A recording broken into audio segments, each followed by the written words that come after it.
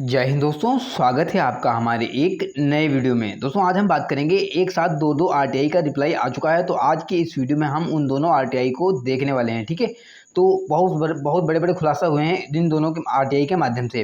तो एक और न्यूज़ निकल के सामने आई कि एक पार्टिकुलर कैटेगरी की यहाँ पे कोई भी सीट्स वैकेंट ही नहीं है। तो आखिर ऐसा हो कैसे सकता है भाई? कैसे हो सकता है कि फर्स्ट ड्यू में एक भी छात्र उस कैटेगरी का एब्सेंट नहीं हुआ होगा?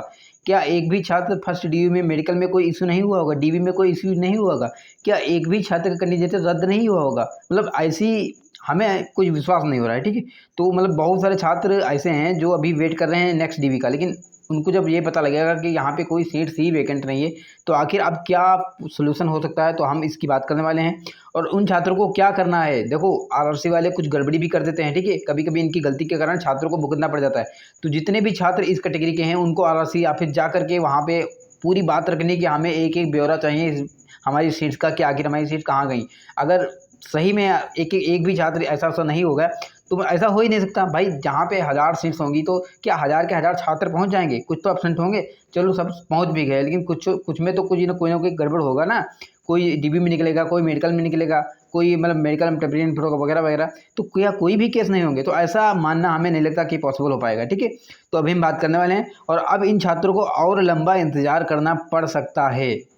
देखो मैंने ये नहीं बोला इन छात्रों का होगा नहीं, लंबा इंतजार करना पड़ सकता है। ये मैंने इसलिए बोला क्योंकि एक दूसरी आरटीआई में भी इनके लिए एक अच्छी खबर आई है, तो उसको भी हम इनमें में देखेंगे। ठीक है, तो फिर भी आरआरसी को इन सवालों के जवाब बिल्कुल देने होंगे कि आखिर ये सीट्स कहाँ गई, क्या एक भी छात्र एब्सेंट नहीं हुआ, क्या एक भी छात्र मेडिकल में नहीं हुआ, क्या एक भी छात्र डीवी में नहीं निकला। ठीक है, क्या मतलब इन सवालों के जवाब देने होंगे और छात्रों को मांगने होंगे। घर पे बैठने से कुछ नहीं होगा, अगर आप आलसी बने रहेंगे तो ऐसे ही पड़े रहोगे। ठीक है, तो इस कैटेगरी की एक भी सीट्स नहीं है, आरआरसी ने खुद बताया। हम बात करने वाले हैं अभी। ठीक है, तो जो भी हमारे भाई या बहन थोड़े वो नंबर से चुके हैं, बिल्कुल एक्टिव रहिएगा। आप थोड़ा सा लापरवाही करेंगे तो आपकी जो जॉब हाथ में आएगी वो भी निकल जाएगी। ठीक है, तो जहाँ पे आपको आवश्यकता पड़े वहाँ पे फटाक से पहुँच भी जाना है। ठीक है, तो चलते हैं अपनी वीडियो को आगे लेकर के। लेकिन उससे पहले अगर आपने चैनल को सब्सक्राइब नहीं किया है तो सभी लोग चैनल को सब्सक्राइब कर लेंगे, ताकि हमारे सारे वीडियोज आप तक पहुँच जाएँ। ठीक है, आप चलते हैं आगे। सबसे पहले एक आरटीआई देखते हैं जो कि सिकंदराबाद जोन का आरटीआई है। 26/9/2023 का आरटीआई, लेटेस्ट आरटीआई। आज कितनी तारीख हो गई? शायद आज 29 है ना, 29 आप लोग बताइएगा। अब यहाँ पे देखेंगे तो लिखा हुआ है साउथ सेंट्रल रेलवे सिकंदराबाद। यहाँ पे देखो पहला क्वेश्चन का है, how many EW candidate are not panelist till 25/7/2023। 25/7/2023 तक ईडब्ल्यू सीट्स कितनी खाली है, इन्होंने ये पूछा। तो इन्होंने बताया कि 94 सीट्स खाली है ईडब्ल्यूज की 25/7/2023 तक। ठीक है, अब इन्होंने दूसरा सवाल ये पूछा, यहाँ पे देखिएगा। दूसरा सवाल पूछा, how many EW seats are vacant till now. अब सीट्स कितनी खाली है ईडब्ल्यूएस की? तो इन्होंने एक ऐसा सवाल दिया, नील। भाई यहाँ पे नील का कोई सवाल ही नहीं उठता, क्योंकि यार इतनी सीट्स होती है तो नील कहाँ से हो सकता है? कम से कम 2 3 4 5 तो हो ही सीट। तो कहीं ना कहीं हमें लग रहा है कि कहीं ना कुछ गड़बड़ी हुई होगी जरूर, कि आरआरसी की गलती के कारण छात्र भुगतेंगे। तो छात्रों को क्या करना है, जितने भी छात्र ईडब्ल्यूएस के हैं सभी लोग आरआरसी ऑफिस जा करके अपनी बात रखिएगा। क्या यहाँ पे एक भी छात्र ईडब्ल्यूएस का रिजेक्ट नहीं हुआ? उनको ऑफिशियल चाहिए। ठीक है, तो सभी छात्र ऑफिशियल मांगेंगे, सभी छात्र आरटीआई लगाएंगे कि हमें ऑफिशियल चाहिए। ठीक है, तो यहाँ पे दूसरा भी सवाल तीसरा पूछा गया था, how many EWS candidate takes seat in general. General में बताया तो रिक्वायरमेंट इन 100% बता दिया। बाकी इन्होंने वगैरह वगैरह सवाल पूछे तो उसके जवाब इन्होंने अच्छे से नहीं दिए। ठीक है, बाकी छात्र का अपना पर्सनल जो भी पूछा वो था। ठीक है, तो यहाँ पे एक चीज़ निकल के आ रही है कि ईडब्ल्यूएस की सीट्स अब एक भी वैकेंट नहीं है। किसने बताया? आरआरसी ने बताया। तो आरआरसी ने कैसे बताया यहाँ पे? क्योंकि आप लोगों को पता होगा कि सेकेंड डीवी भी यहाँ पे आ चुका था, लेकिन सेकेंड डीवी में ईडब्ल्यूएस को एक भी छात्र को कॉल नहीं किया गया। जबकि आपने देखा होगा तुम्हारा जयपुर जोन है जो कि सेकेंड डीवी में अच्छे खासे ईडब्ल्यूएस कैंडिडेट को लिया गया। उसके बाद में थर्ड डीवी में भी अच्छे खासे ईडब्ल्यूएस के कैंडिडेट को लिया गया, जो कि जयपुर जोन काफ़ी छोटा मोटा जोन है। वहाँ पे 5000 के आसपास में वैकेंसीज हैं। ठीक है, और इस जोन में 9300 के आसपास में वैकेंसीज हैं। फिर भी इन्होंने मतलब ईडब्ल्यूएस की एक भी छात्र को नहीं लिया। तो आखिर ऐसी बात कैसे मानी जा रही है? ठीक है, तो छात्रों का क्या कहना है कमेंट बॉक्स में लिखिएगा। अब चलते हैं आगे। अब देखिएगा यहाँ पे सेकेंड डीवी जो आई थी वो 451 छात्रों की आई थी सेकेंड डीवी। पीटी का कट ऑफ ये था, ये फर्स्ट डीवी का कट ऑफ था, और ये सेकेंड डीवी का कट ऑफ लगा जिसमें ईडब्ल्यूएस के एक भी छात्र को कॉल नहीं किया गया। ठीक है, अच्छा यहाँ पे जो रिवाइज रिजल्ट आया था उसमें 333 ईडब्ल्यूएस छात्र थे, उनको ले लिया गया था। तो शायद उसी में कोई लफड़ा हुआ होगा जो भी है। लेकिन एक चीज़ बता दूं कि ईडब्ल्यूएस की जो कट ऑफ लगी हुई है फर्स्ट डीवी की 46.92 लगी हुई है।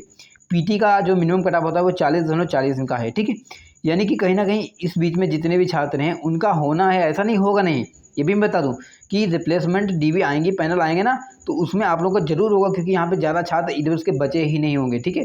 तो जो भी छात्र बचे हैं परेशान होने की ज़रूरत नहीं है, क्योंकि यहाँ पे अभी रिप्लेसमेंट पैनल भी आएँगे जो कि अच्छे खासे हैं। अभी हम एक नेक्स्ट आरटीआई देखेंगे, उसमें हम बात करने वाले हैं कि कितनी सीट्स अभी भी ईडब्ल्यूएस को मिल सकती है, ठीक है? अब देखिएगा यहाँ पे यूआर का इतना कम हुआ था, ओबीसी का इतना, एससी का, एसटी का इतना कम हुआ था, ठीक है? अब देखो सीट्स की बात करें तो यहाँ पे सारे पैनल आने के बाद में यहाँ पे कितना सीट्स खाली थी, 1329 सीट्स खाली थी। 1329 सीट्स खाली थी, ये हमने बताया। आरआरसी ने तो ज़्यादा बताया, 1347 सीट खाली थी, ठीक है?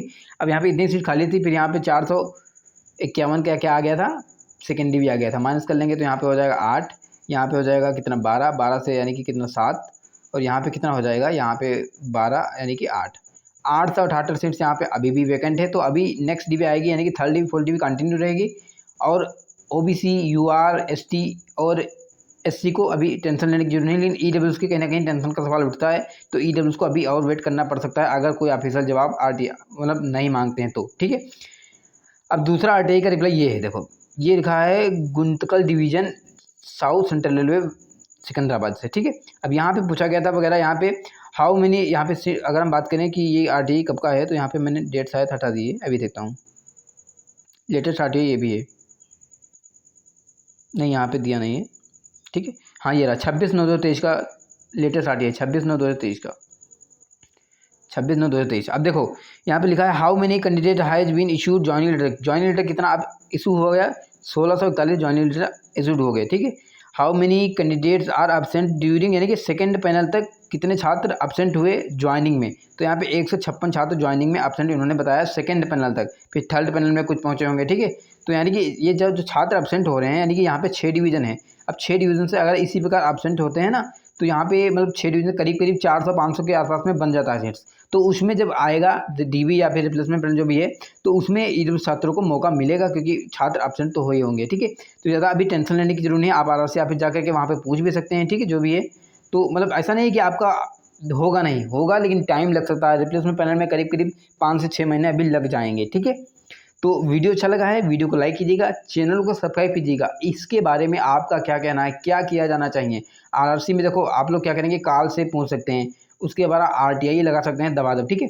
इसके बाद में आप क्या कर सकते हैं, आरआरसी ऑफिस अगर आसपास में है तो आरआरसी ऑफिस जा करके अपनी बात को रखिएगा। और एक छात्र नहीं जाएगा, करीब 50 से 60 छात्र होंगे, तो आरआरसी वाले बात भी सुनेंगे, ठीक है? तो बाकी जो भी होगा देखा जाएगा, परेशान होने की जरूरत नहीं है, क्योंकि रिप्लेसमेंट डीबी तो आती रहेंगी, ठीक है? तो यहाँ पे सीट्स भी काफ़ी ज़्यादा वैकेंट हैं। तो कोई डाउट हो, कोई क्वेरी जो आप लोग कमेंट बॉक्स से लिखिएगा, उसका पर्सनल रिप्लाई मैं खुद दूंगा। वीडियो अच्छा लगा है, वीडियो को लाइक कीजिएगा, चैनल को सब्सक्राइब कीजिएगा। मिलते हैं किसी अच्छे वीडियो में, तब तक के लिए bye bye, good morning, take care.